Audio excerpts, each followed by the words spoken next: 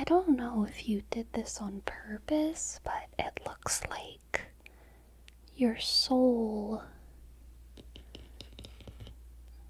left your cadaver, and I can't practice my ASMR on a cadaver without a soul. You gotta get back in here. How else am I gonna learn how to do ASMR correctly? Come on, take your consciousness and put it back in the skull where it belongs. It's very important because I need you to be able to feel everything whenever I massage your head like this. It's important to my education in pseudoscience. I don't want to be like one of those bad pseudoscientists who doesn't know anything. I want to be really convincing about it. And that requires real practice. I think that's what my pseudoscientific professors say. Anyway, I guess I'm just gonna try and continue on with the massage as planned. And as I continue, I need you to really try and project yourself back into this head so that you feel on your skull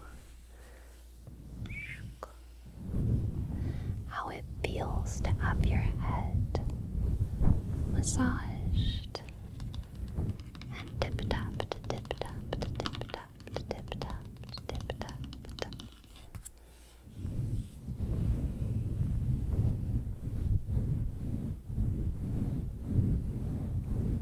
Hey, no floating away. Come back here. Maybe try focusing on entering through the eyes. The eyes are the window to the soul after all. So maybe the eyes can be your window because you're the soul. So they can be your window back into the brain. Do you remember what it feels like to have really kind of tired, tense eyes and for someone to be able to massage them a little bit like this? It feels really nice.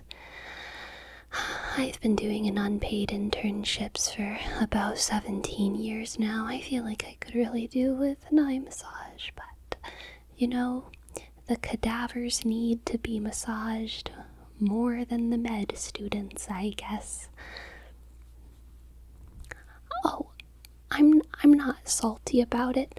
I just wish there was more time in the world.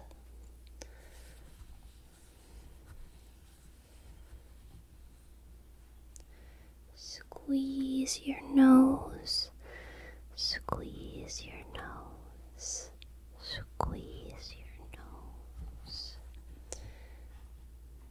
Maybe to help you get back into your head, you need to,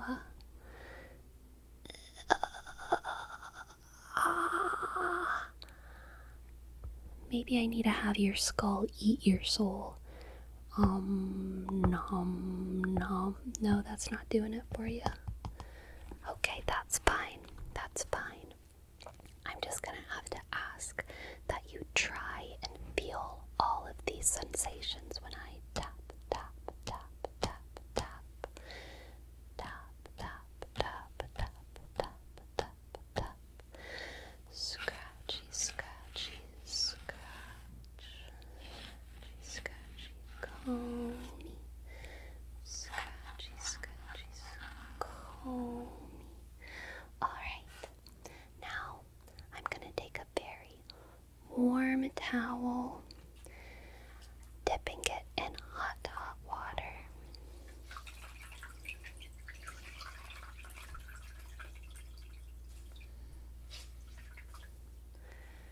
I'm gonna take this warm towel and just lay it over your skull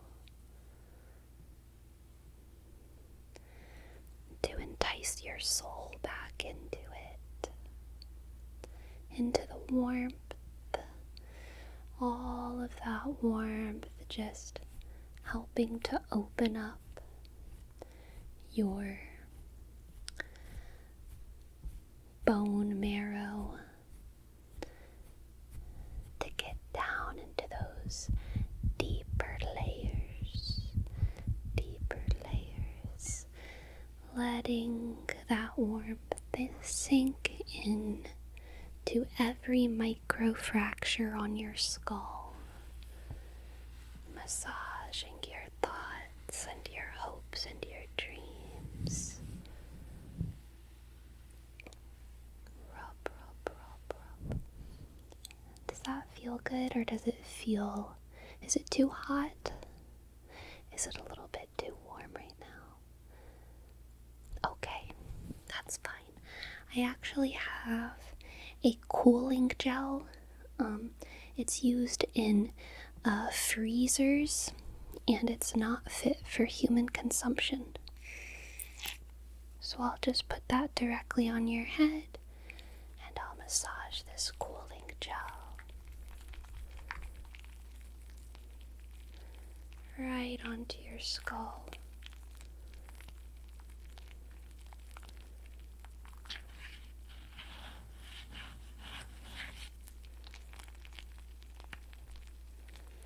That should feel really nice.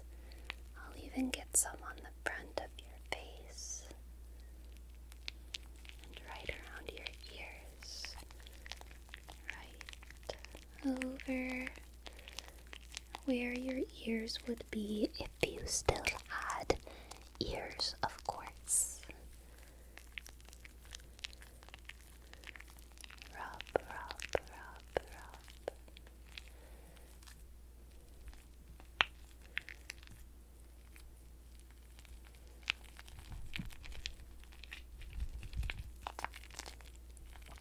Scrub.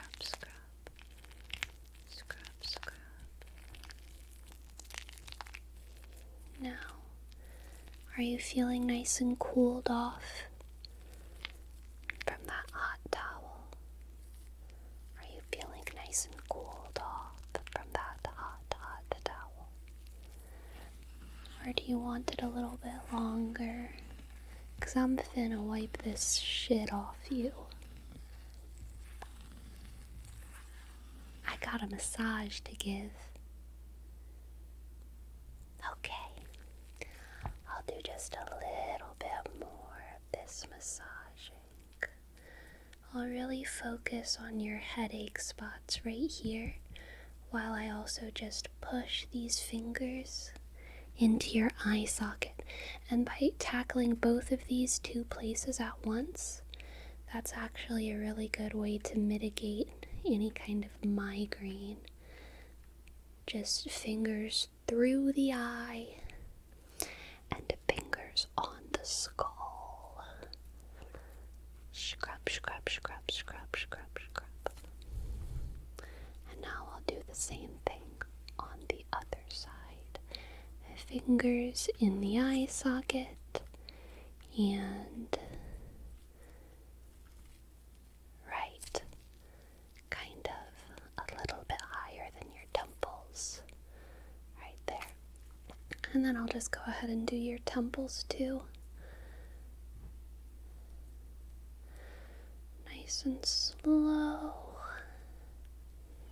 Really trying to release any tension from your skull. Okay, now let's just wipe all of that off, okay?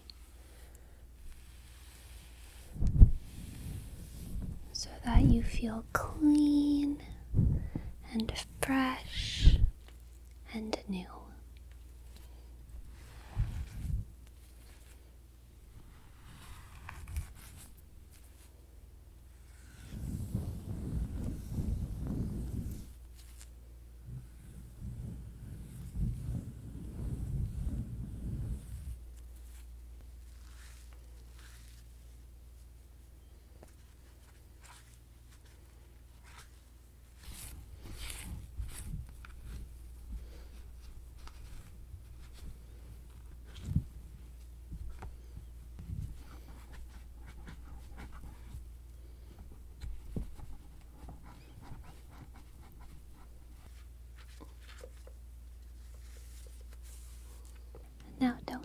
feel so fresh and so clean?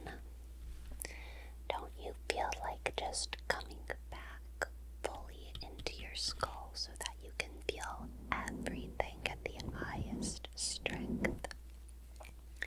You might feel things faintly right now, and that is because of the connective string between your soul right there that I can touch, and I can almost squeeze. It's just a little bit far away from me. Your soul, I can almost just barely touch it with my fingers, but I can't quite grab it because it's just a little too far and I don't feel like giving up. That connective string is leading straight towards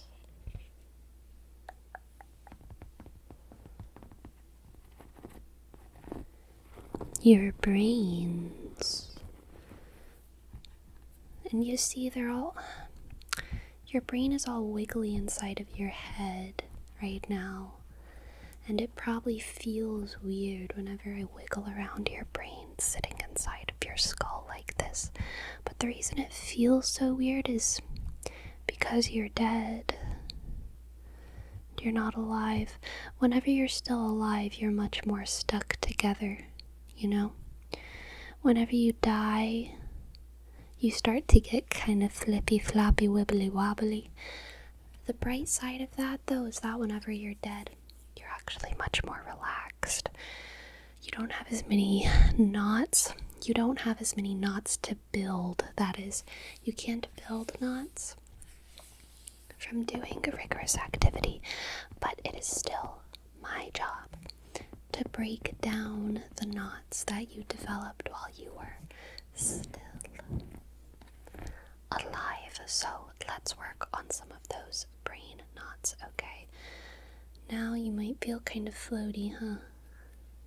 It's the first time your brain's been out of your head, so you have to get used to the feeling, alright? I'm gonna do some little circles so you can get used to the feeling of being outside of your skull here.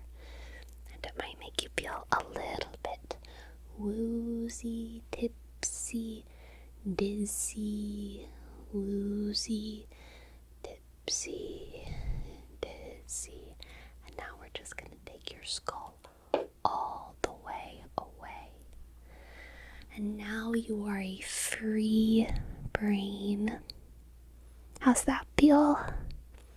How's it feel to be a free brain? How's it feel to be a little morsel of thought and dreams separated from the body? Sometimes I am envious of free brains. Other times I am glad to have phalanges. For it is with my phalanges that I can offer you here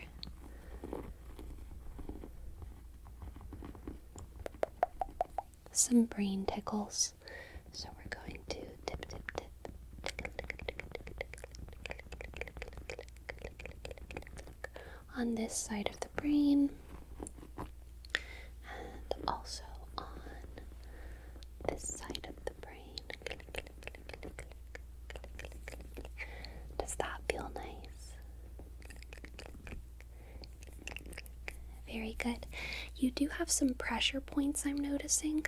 Some points that need some just direct release. And to see what's happening is that there's some points of your brain that have already just begun, just a tiny little bit, they've begun to decompose. And so because of that, there's some noxious gases that are in between me and giving you a good massage. Because with some of these gases in your brain, if I were to just press directly on those spots, I would risk popping your brain, and that would not feel good at all. So I want to get us to a point where I can safely press and massage your brain. So I'm just going to drain very gently some of these gases. I'm just going to put a little needle in right there. Good. Oh, That little needle fell out, didn't she? That's okay. Let's do it a little bit more securely this time. There we go. And there's tension, noxious gas, brain rot just shooting out of your brain right here, isn't there? Into the air, and it probably feels very nice. Now there's another slightly swollen spot over here. So I'm just going to make sure that I find this little crease.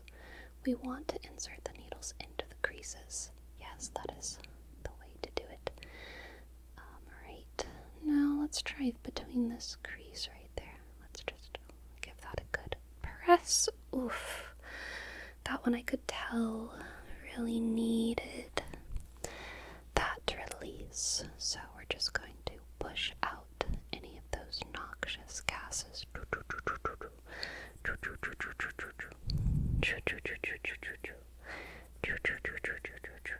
into the air, because I want you to feel good. I want you to feel relaxed, and you do deserve a brain massage. Now I'm going to do some spots back here. There's really just one spot that needs it, right in the back of your brain. This spot where I'm about to put this needle actually is where people get the most, it's the most common site for ASMR tingles. So it's fairly likely that when I stimulate this spot, you might get some tingles. I'm just going to give you a warning for that, because some disembodied souls do not like the feeling of tingles, because whenever they're disembodied, they feel like they're missing out. So I'm going to encourage you to fully lock in, because your brain is about to experience tingles. As soon as I pop this needle into the back of your head, you will experience tingles, and I don't want your soul to miss out on the tingles that your brain will feel, okay? So here it is, right in this spot. 3, 2, alright, preparing the spot. 1, and tingle, tingle, tingle, tingle, tingle, tingle, tingle, tingle, tingle, tingle, tingle, tingle, tingle, tingle, tingle, tingle, tingle, tingle. Good.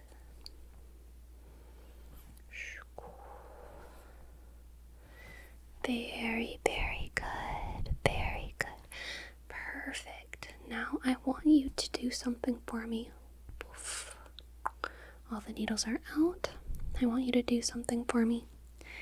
I want you to think the most toxic thought that you've thought in recent history, okay? Something that kind of disturbs you and scares you a little bit. And I know it's going to be difficult, but this right here is a safe place to think those thoughts. And what I'm going to do is help you release that thought into the ether of absurdity, okay? Into the both temporal and eternal fires of silly goofy. Alright, so think that thought, whatever it is that's plaguing you, okay? And you don't have to be ashamed here. It can be something that you feel guilty for doing, something that you feel guilty for wanting. It can be something mean someone said to you. It can be an insecurity that you have. Whatever it is, it's okay. So I want you to think that thought. And I want you to feel, as I squeeze your brain, how much that thought agonizes you. Feel the agony, okay? Let it be constrictive. Let it take your freedom and your identity, restrict you to all of your worst fears, and then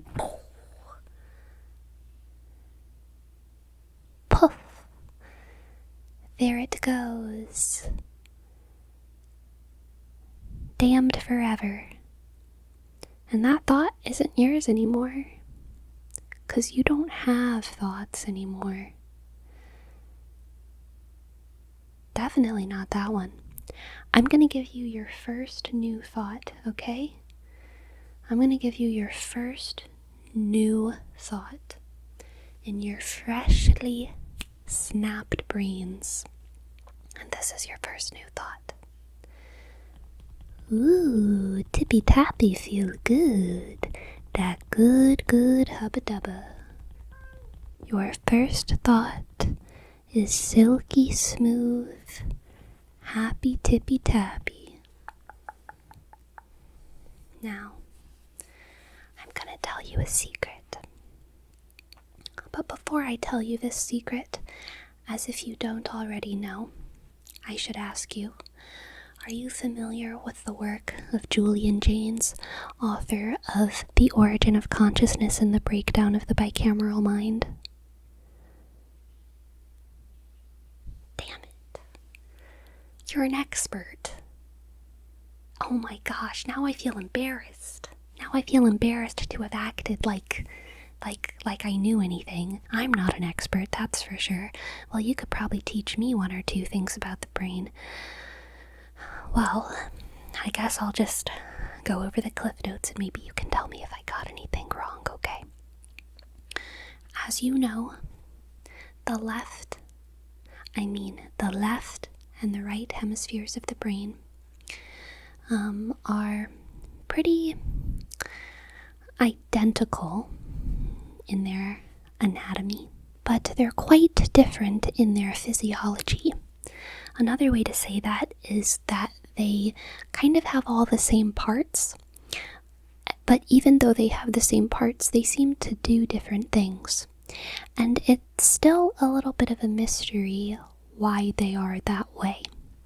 But a lot of times people simplify it and they say the right brain is more analytical and the left brain is more creative. That's bog swallow. That's stupid. That's something, if anyone ever tells you that, then you should just throw them off a cliff, okay? Because the truth is obviously much more nuanced than that. And the real truth is that the left brain seems to just do a lot more than the right brain in kind of direct ways. And the right brain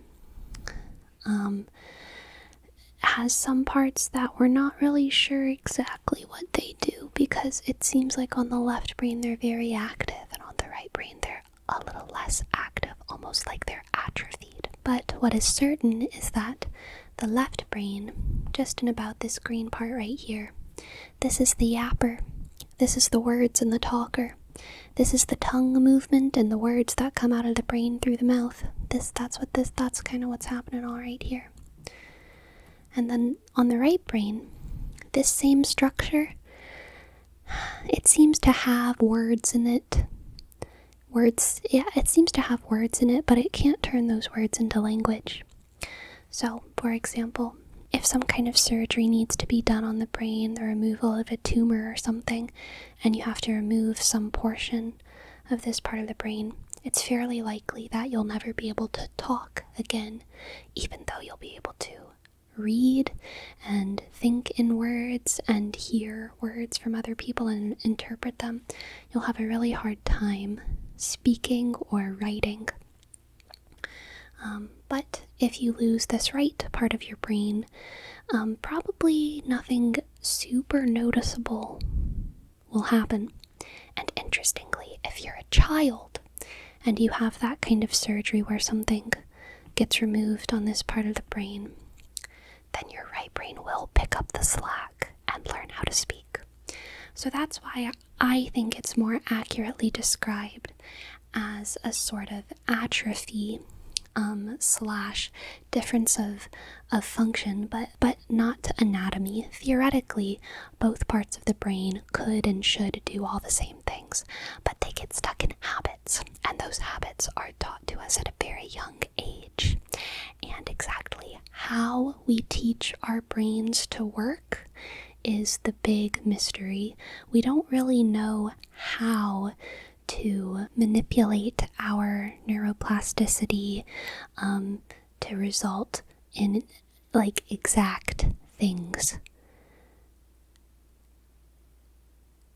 Anyway, you knew all that. So now that your toxic thoughts are released and you have tippy tappy, tippy tappy, tippy tappy, tippy tappy,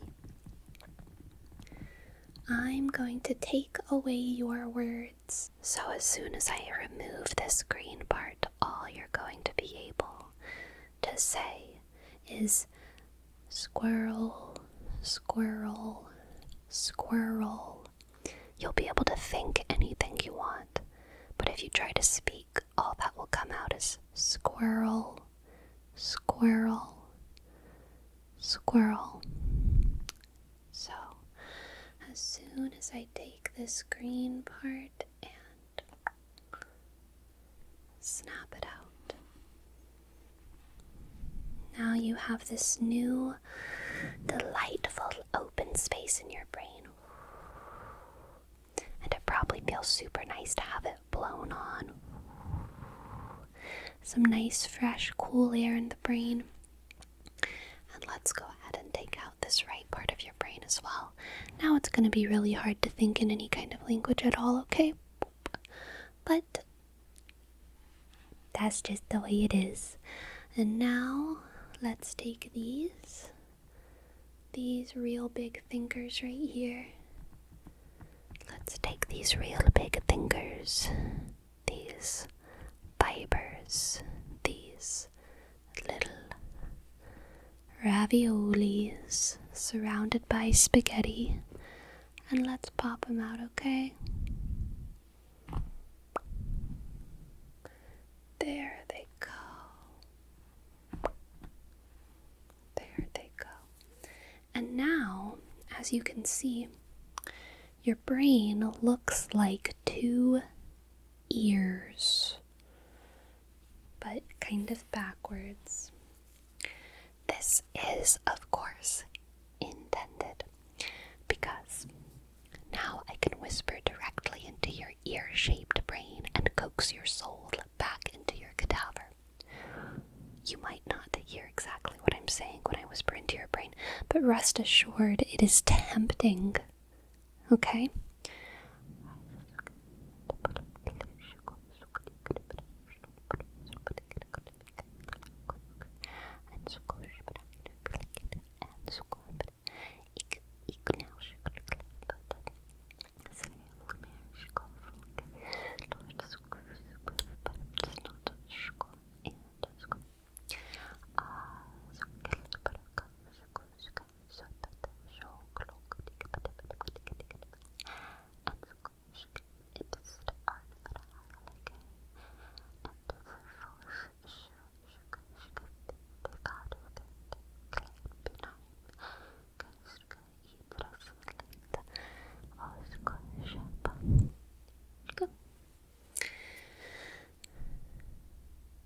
Still no?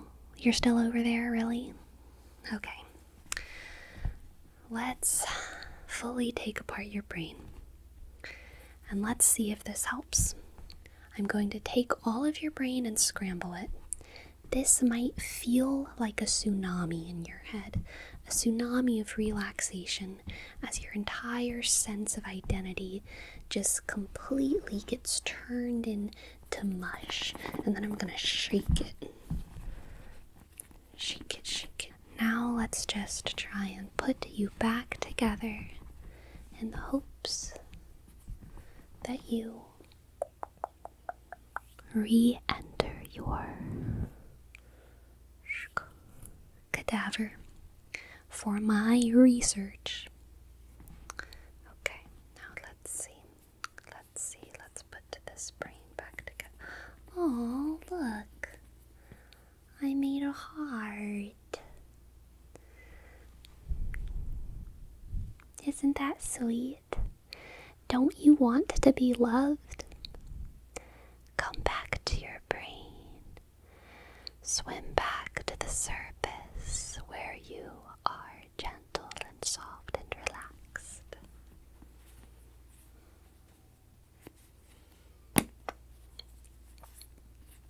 I don't think I played with blocks enough as a kid because I honestly really struggle with the orientations of things.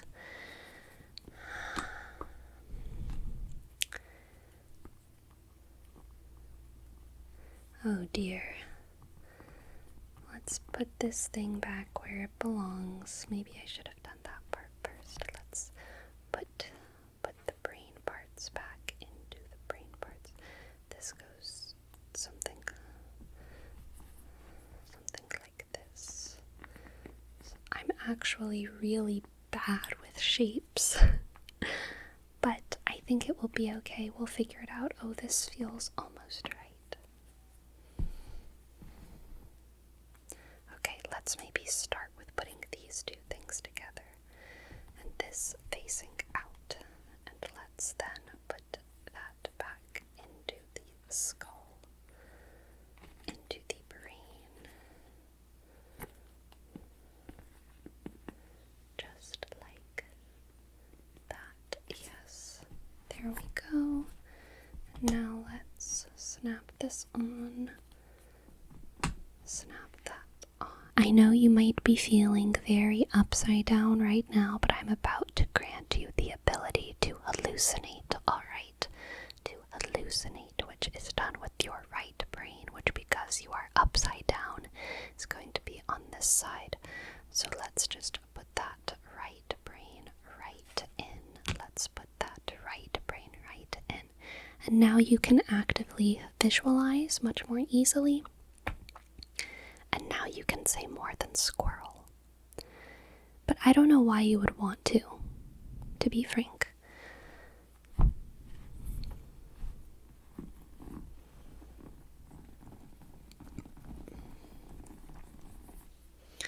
Alright, now I'm just going to do some combing of your brain. Scratch, scratch, scratch, scratch, scratch your brain. Scratch, scratch, scratch, scratch. And this is really just, combing out any thoughts that you, it's not so much about deleting them, right? It's just about smoothing them out. We're taking some of those insecurities and turning them into goals, right? So instead of disliking yourself, we're setting goals and intentions for the future, And another example would be something like, instead of disliking your friends or being unsatisfied at work, we are remembering that we are worth exactly what we decide we are worth. Some people are worth their mistakes and their quirks, and some people aren't. And sometimes it's okay to want a boss. I'm just going to pick at your brain right here a little bit. Sometimes it's okay to want a boss that's your friend. It really is. And then sometimes it's okay to want your boss to not be your friend. It really, really is. It is okay to think the way you think and to want the wants you want and to fear the fears you fear. It is okay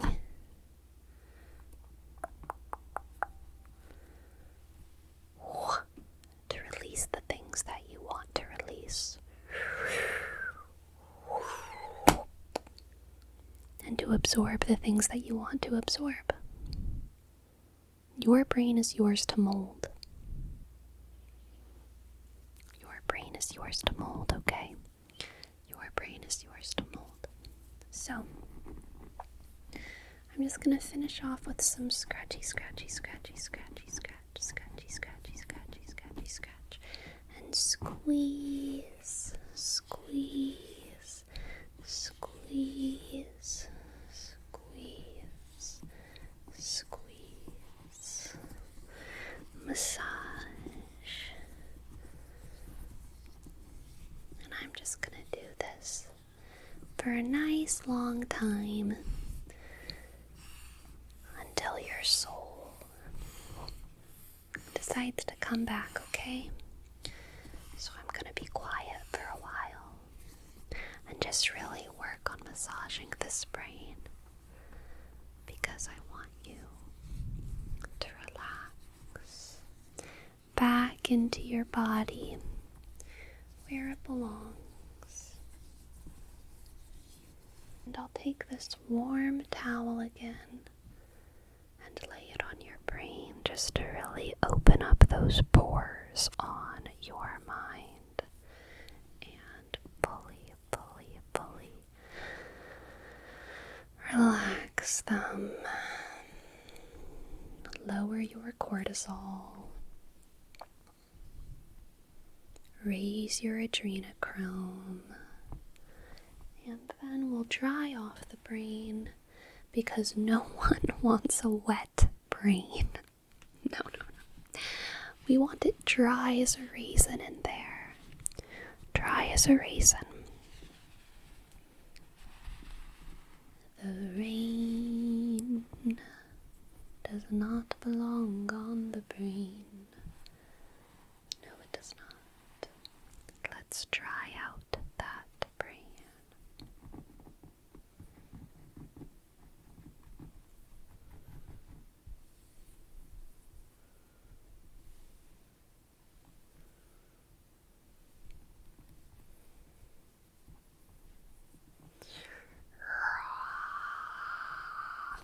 That was just a joke. That was just a little silly goofy. That was just a joke. Like that. That was a joke when I did that. It was just a joke. Okay? Sorry if it scared you or whatever. It was just a joke. But I guess since you don't want me to be silly, I'll just put you back in your head. I'll just put you back into your skull.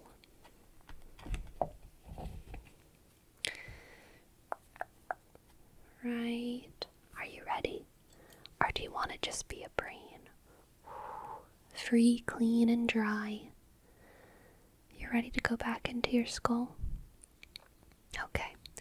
I want you to feel yourself getting closer to your marrow. Closer and closer to your body. It might feel like a sinking.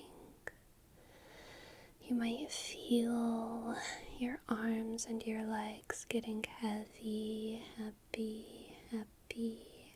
until you drop right into yonder brain skull. The skull is just a brain holder, really. It's just a fancy cup for your brain. And now you are sunken in. And we're gonna turn out the lights now. Turn out the lights inside your mind with a 1, 2, snap, close, down,